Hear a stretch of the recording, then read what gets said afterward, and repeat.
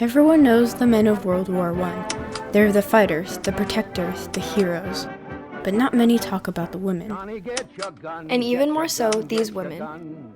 Behind the scenes, when the United States Army was struggling and in need of telephone operators, these women saved them. Not only did they have to work on the front lines of the most destructive war to date, but they also had to endure the prejudices of their male counterparts and the public.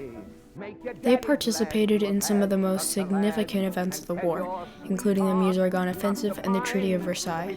Yet even after they crossed frontiers in telecommunications and pioneered women's roles in the military, they weren't acknowledged as soldiers until 60 years after their service. These women were the hello girls of World War I.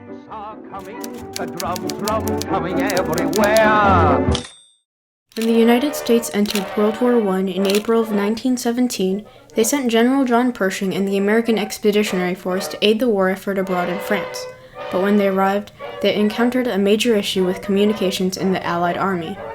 At the time, most countries used telegraphs, signal lamps, and radios to communicate, but they were very inefficient, as all of them utilized Morse code communication and lacked the important nuances of human-to-human interaction. The telephone, however, had a clear edge, as it was lightweight, not electricity dependent, private, quick, and the only system at the time that could connect voices. It was a revolutionary invention that was a new frontier in global communications. All a caller had to do was pick up the phone, tell the switchboard operator their number or name, and they would be able to get in touch with anyone. The operator, on the other hand, had a more complex job. They got calls from a central exchange wire and had to patch them into the recipient socket on the switchboard. Surprisingly, this was one of the few women-led occupations. People believed that women were just more polite and efficient than men when operating switchboards. The United States were actually famous for their advanced telephone technology. However, in France, after years of constant warfare, the telephone lines were in rough shape. Many American soldiers had trouble communicating with the local French switchboard operators due to the language barrier. Yet, the male English-speaking operators that were sent by the U.S. Army were even worse, as they were impatient and didn't have the right temperament to deal with rude callers. So General Pershing sent a telegram to America, requesting for young, bilingual female telephone operators to be sent to France.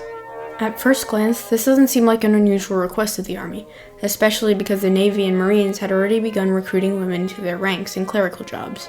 Even before World War I, women always played minor roles in war, often finding work as Army nurses and cooks, or aiding soldiers from the sidelines by making supplies like uniforms and blankets.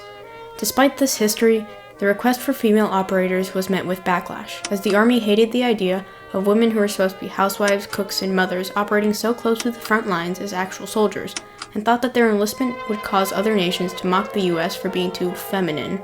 In fact, while many Americans shared this misogynistic sentiment, when the advertisements for female Signal Corps recruits appeared in newspapers, women swiftly applied, eager to show their patriotism and become real soldiers of the Army.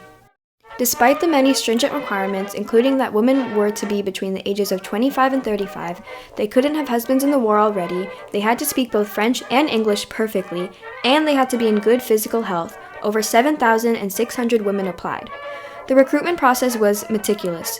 Applicants were selected and approved based on telephone experience, French and English fluency, heritage, and even character.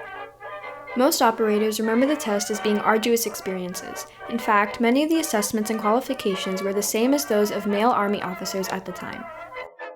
After all, these women had to not only be the best of the best due to their significance in the Army, but also trustworthy enough to handle battlefield secrets on the front lines. Eventually, in January of 1918, the selection process was finished, and the women needed to be trained. So, the American Telephone and Telegraph Company, also known as AT&T, partnered up with the Signal Corps, the Army's communications support branch, to coach the women. The women went through intensive training for a few months, and in March, the U.S. Army had about 450 women who were sworn in with Army oaths and ready to be shipped abroad at a moment's notice. Over the remainder of the war, 223 women would be sent to France in 6 regiments. There, they would work at the headquarters in Chaumont or at an alternative location. But life on the front lines was far from uneventful for the women, as they were faced with constant air raids and fires. And unsurprisingly, the women weren't taken seriously by most of the troops already there. Even though they wore uniforms, had the same status as a cadet, and were subject to frequent Army regulations and checks, they were still not respected. But the women refused to let this hinder their duty. They never once doubted that they were proper soldiers, and after just a few weeks, many of the male soldiers had to agree. They were impressed with the skill and discipline the women showed as they worked complex switchboards effortlessly and were consistently exemplary soldiers. Furthermore, these women proved to be exactly what the U.S. Army needed, as communications on the battlefield improved significantly after their arrival. The average Joe boy 60 seconds to connect a phone call, and it took the average hello girl 10 seconds. Not only that, but the U.S. soldiers felt more at ease with the English-speaking operators than with the foreign ones. These women became essential, and they were soon integrated into the regular Army routine. So, when General Pershing decided to move one of the AEF's field armies, the 1st Army, to Ligny and Beauharnois to lead the first American-led attack, some hello girls were bound to come along. General Pershing's plan was to attack the Saint-Mihiel salient on the banks of the Meuse River on September 12, 1918. After the Battle of Saint-Mihiel, the 1st Army quickly moved to Sully to prepare for the Meuse-Argonne offensive. The hello girls were instrumental in both battles, communicating artillery firing orders and troop movement.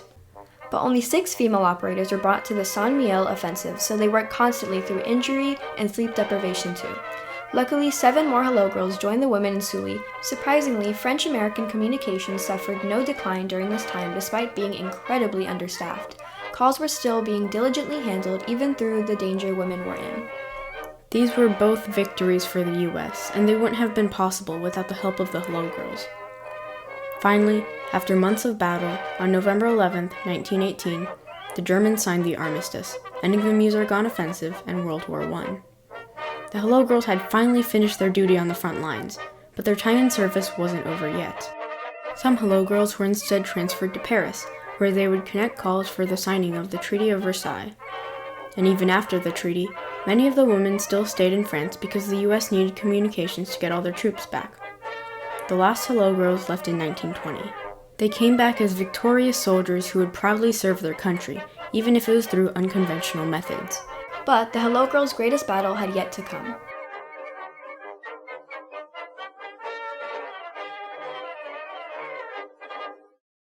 Little did they know, back in October of 1918, the War Department refused to acknowledge the women as soldiers, and they were supposedly employed in the Army, not enlisted. So when the women attempted to apply for veteran benefits and honorable discharges, they were denied. According to the Army and War Department, they were just civilian contractors, not soldiers. Even though none of the women signed any contracts and they all had written proof of the oaths they took to enlist, they were still rejected. Yet, the hello girls and their supporters fought for their rights for almost 60 years, petitioning senator after senator, introducing bill after bill, but to no avail. One hello girl, Merle Egan Anderson, made it her mission to change the War Department's mind. She enlisted the help of a lawyer, Mike Ho, and together they sued.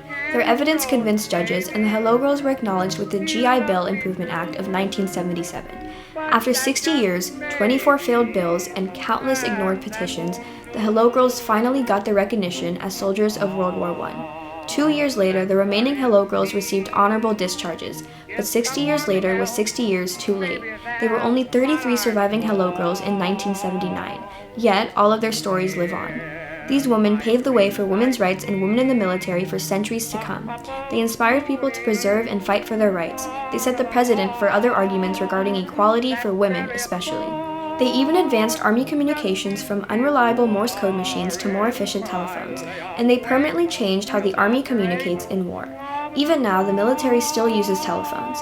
And although they are more advanced, they are still based on the same machine the hello girls first used all the way back in World War I. The hello girls cemented their place in history as pioneers who crossed frontiers in communication and women's roles in both the military and society. Their fight opened new opportunities in telecommunications and for women. And even after changing our society for years to come, they still weren't recognized. The women who were in the Army crossed the ocean, which was one of the most dangerous things you could do in World War I with all the German submarines. And also, some of them served right close to the action, as close as the generals themselves ever got. And so the Army, which had exposed women to so much greater harm, and who did die, refused to acknowledge them. And I think all we can say is that prejudice against women was very old and very deep, and we should all be very, very grateful that times have changed as much as they have, and treasure that progress. We're coming over, and we won't come back till it's over. Father